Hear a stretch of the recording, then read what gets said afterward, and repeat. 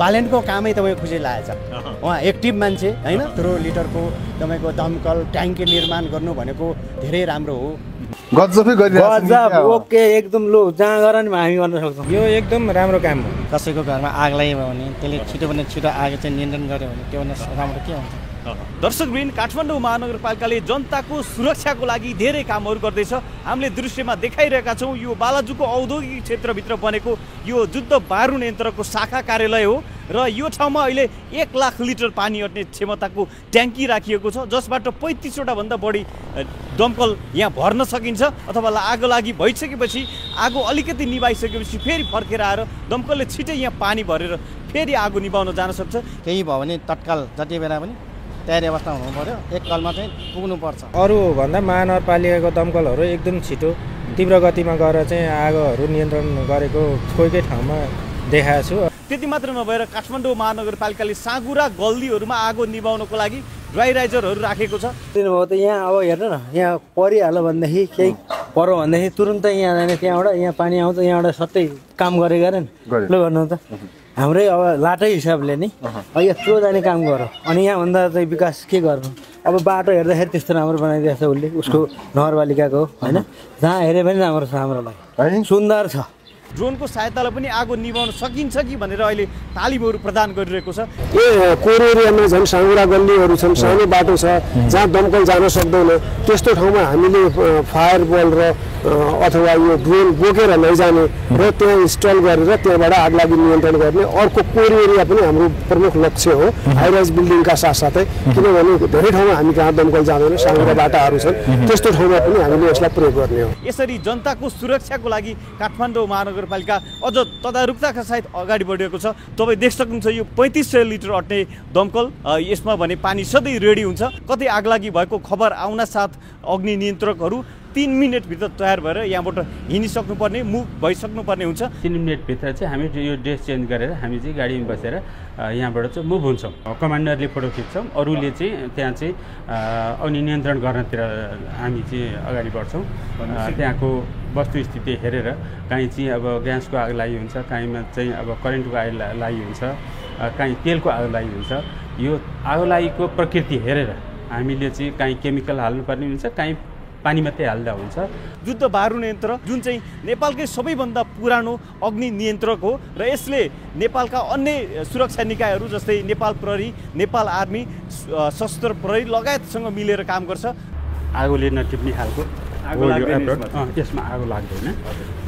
यो किसिमको हामीले चाहिँ यो एप्रोनहरू प्रयोग गर्छौँ हेलमेटहरू पनि छ हामीसँग त्यो हेलमेटहरू प्रयोग गरेर हुन्छौँ चाहिँ बुटहरूमा पनि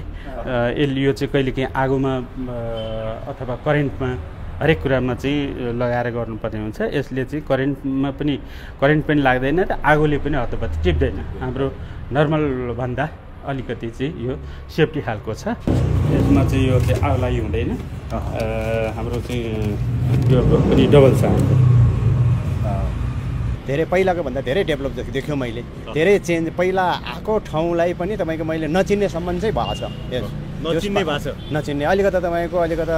जो कन्फ्युज हुँदो रहेछ क्या अब बालेन शाहलाई नै मात्रै सर्वेसर त भन्नु हुँदैन अरूले पनि काम गरेका छन् तर यसमा चाहिँ युवा इन्जिनियर भएर बालेन शाहको चाहिँ धेरै श्रेय जान्छ हजुर काठमाडौँमा पनि तपाईँको पहिलाको भन्दा तपाईँको धेरै आकाश र पाताल फरक देख्यो जस बालेनलाई जे होस् फेरि यस्तै राम्रो काम गर्दै जाओस् फेरि उहाँलाई चाहिँ जस धेरै धेरै धन्यवाद यत्रो गर्नु भन्ने नै तपाईँको राज्यको लागि जनताको लागि सबैको लागि धेरै राम्रो उहाँ जस्तो तपाईँको नेता जस्तै उहाँ जस्तो तपाईँको अलिकता विज्ञ होइन उहाँ जस्तो चाहिँ अब अरू पनि तपाईँको प्रोटोक भयो भने यो नेपालमा अलि राम्रो हुन्थ्यो कि यो साह्रै सराहनीय काम गरेको हो हजुर यसमा स्थानीयवासीको नाताले हामीले पनि पहल गऱ्यौँ हाम्रो यो सानो बाटो छ दमकल यहाँ नछिर्ने भएको हुनाले हामीले पनि पहल गरेर राखेको यो गर्नाले हामीलाई यति खुसी छौँ र महानगरपालिकालाई नि हामीले धेरै धन्यवाद दिनै पर्छ एकदम सतर्क नगरपालिकालाई त धेरै धेरै धन्यवाद छ मोरी धन्यवाद बालेन शाहको काम कस्तो लाग्छ एकदम राम्रो हो त्यस्तो त अब कहीँ छँदै छैन नि यो त नयाँ हाम्रो इतिहासमै नयाँ हो मैले भने छिटो कहीँ पनि कसैको घरमा कसैको होइन संस्थाहरूमा आग लाग्यो भने चाँडोभन्दा चाँडो अब त्यो दमकल लिएर गएर नियन्त्रण गर्नुपर्छ क्षति चाहिँ कम गर्नु पर्यो त्यति गर्नुपर्यो पक्कै पनि यो जुन 1 लाख लिटर क्षमताको ट्याङ्की बनाएको छ नि यो कतिको राम्रो काम हो महानगर केही भयो भने तत्काल जति बेला पनि तयारी अवस्था हुनु पर्यो एक कलमा चाहिँ पुग्नुपर्छ अब अस्ति त्यहाँ टिङ्कनीमा आग लाग्यो कसले केही छैन त्यस्तो भयो त्यो चाहिँ एकदमै दमकल गएको थियो त्यहाँ ढुङ्गा हानेर दुःख छैन पहिलाको भन्दा त धेरै राम्रो भएको छ तपाईँको रोड हेऱ्यो यताउति बत्ती हेऱ्यो यताउति धेरै तपाईँको सरसफाइदेखि लिएर विकासमा भनौँ होइन धेरै पहिलाको भन्दा धेरै डेभलप देख्यो मैले धेरै चेन्ज पहिला आएको ठाउँलाई पनि तपाईँको मैले नचिन्नेसम्म चाहिँ भएको छ नचिन्ने अलिकति तपाईँको अलिकति जो कन्फ्युज हुँदो रहेछ क्या पहिला यतै बस्ने मान्छे म धेरै तपाईँको 15-16 वर्षै गाउँतिर बसेको होइन त्यसले गर्दाखेरि म एक्कासी आउँदाखेरि चाहिँ अलिकता अलिकता त्यो ठाउँ चाहिँ पहिलाको ठाउँ चाहिँ अलिकति धेरै डेभलप भएको छ हेर्नुहोस् तपाईँ ठाउँ ठाउँमा तपाईँको आकाशे पुल ठाउँ ठाउँमा तपाईँको झिलिमिली तपाईँको हरियाली रोडै तपाईँको 2-3 स्टेपको हेर्नुहोस् होइन पहिलाको भन्दा मलाई धेरै तपाईँको एकदम राम्रो लाग्यो खुसी लाग्यो हेर्नुहोस् होइन काठमाडौँमा पनि तपाईँको पहिलाको भन्दा तपाईँको धेरै आकाश र पाताल फरक देख्यो जस बालेनलाई जे होस् फेरि यस्तै राम्रो काम गर्दै जाओस् फेरि उहाँलाई चाहिँ जस धेरै धन्यवाद त्यही त हल्ला मात्रै हो कि काठमाडौँ बनाएको साँच्चीकै हो भनेर हेर्दाखेरि साँच्चै देख्नुपर्छ होइन हल्ला होइन साँच्चीकै हो हेर्नुहोस् तपाईँको अहिले तपाईँको जताततै तपाईँको सरसफाइ जताततै बेलुका हेरिसकेपछि तपाईँको जताततै तपाईँको गार्डनतिर तपाईँको त्यस्तै बत्ती गार्डन त्यस्तै झिलिमिली तर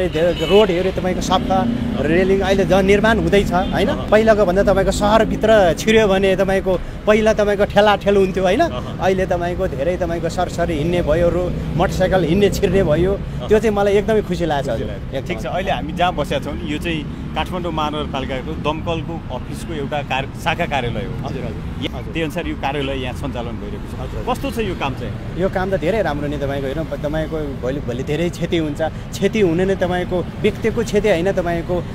राज्यकै क्षति हो 3 लिटरको तपाईँको दमकल ट्याङ्की निर्माण गर्नु भनेको धेरै राम्रो हो उहाँको पालमा धेरै तपाईँको निर्माण भएको छ तपाईँको मन्दिर पार्टी पोवा तपाईँको जनतालाई चाहिने जोस् जनताको लागि सुविधाको लागि जनतालाई आवश्यक पर्ने बेलामा चाहिँ जोस् इमर्जेन्सी चाहिने जो साधनहरू निर्माण गर्नु त्यो धेरै राम्रो कुरा हो हेर्नुहोस् धेरै राम्रो लाग्यो मलाई भनेपछि यो सुन्दा तपाईँ खुसी लाग्यो धेरै होइन बालेनको कामै तपाईँ खुसी लागेछ उहाँ एक्टिभ मान्छे होइन काठमाडौँ महानगर प्रहरी बलका इन्सपेक्टर बलराम तिमल सिन्हा सरसँग कुरा गर्दैछौँ सर नमस्कार सर यहाँ के बनिरहेको अलिकति भनिदिनु न यो जुन अरू ठाउँभन्दा अलिक फरक कुरा बन्यो भन्ने खालको कुराहरू आइरहेको छ पानीको अब क्षमता बढी छ किनभने हजुर अन्यत्र अब पुरानो भयो अलिकति थोरै क्षमताको छ भने यसमा चाहिँ नयाँ भर्खरै नवनिर्मित बिल्डिङ भएको हुनाले भवन भएको हुनाले यसमा चाहिँ अन्डरग्राउन्ड 80,000 लिटर र माथि 20,000 लिटर 1 लाख लिटरको क्षमता भएको पानीको क्षमता भएको ट्याङ्की बनेको छ ट्याङ्की र बिल्डिङ बनेको छ यो चाहिँ हाम्रो महानगरपालिकाभित्र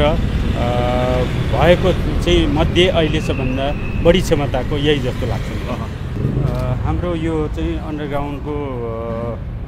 हो यो चाहिँ पुरै अन्डरग्राउन्ड हो हामी यहाँबाट चाहिँ पानी तानेर माथि पठाउँछौँ माथि पठाइसकेपछि यहाँबाट हाम्रो चाहिँ दमकलबाट चाहिँ पानी भर्छौँ यहाँबाट भरिसकेपछि हामीले चाहिँ जतिखेर पनि हाम्रो चाहिँ स्ट्यान्ड बाई हुन्छ यहाँ हामीले चाहिँ जस्तै आगलागी गएर आगलागी भएर फर्केर आइसकेपछि तुरुन्तै हामीले चाहिँ यो फुलफिल गरेर राख्छौँ खाली राख्दैनौँ त्यस पछाडि हामी चाहिँ छिटोभन्दा छिटो हामी निस्किनु पर्ने हुन्छ हामीले जति सकेको छिटो हामी निस्किने कोसिस गर्छौँ र हामी जतिखेर पनि स्ट्यान्ड बाई रूपमा पानी भरेर राखेका हुन्छौँ भर्ने चाहिँ हाम्रो यही चाहिँ अन्डरग्राउन्ड 80,000 लिटरको र माथि 20,000 लिटरको छ भनेपछि माथि भएको जुन पानी छ 20,000 लिटर त्यो 20,000 लिटरले पनि केही नभए 6,000 दमकल त भरिँदैन रहेछ होइन हजुर भरिन्छ त्यसमा चाहिँ हामीले फेरि माथिको पानी खाली नहुँदै हामी तलबाट माथि पठाइ हुन्छौँ नि त हजुर त्यो 24 घन्टा हामीले जतिखेर पनि हामीले माथिको अलरेडी हुन्छ तल पनि फेरि चाहिँ हामी माथि पठाइहाल्छौँ भनेपछि बालाजु क्षेत्रमा त्यस्तो आग लागि भयो अथवा त्यस्तो खालको भनौँ अब नहोस् होइन त्यही पनि त्यो खालको दुर्घटना भइहाल्यो भने काठमाडौँ महानगरपालिका 1 लाख लिटर पानीसहित एकदमै तयार छ आगलागीको विषयमा सबभन्दा पहिला त हामी आफै सचेत हुनु पर्यो अब आफैले चाहिँ केयरफुल भएर काम गर्नु पर्यो अब त्यस पछाडि विपद आइहाल्यो, अब जति केयरफुल भए पनि आउने बेलामा आउँछ। त्यो आएको बेलामा छिटोभन्दा छिटो हामीलाई चाहिँ हाम्रो 3टा दमकल छ, 3टामा हामीलाई जहाँ आए पनि 101मा आउने हो। 101मा कल गरिसकेपछि हामी छिटोभन्दा छिटो आम जनताको धनजनको सुरक्षाको लागि हामी तयारै छौँ, हामी आउँछौँ। तर चाहिँ हामीलाई खबर गर्न बोल्नु भएन।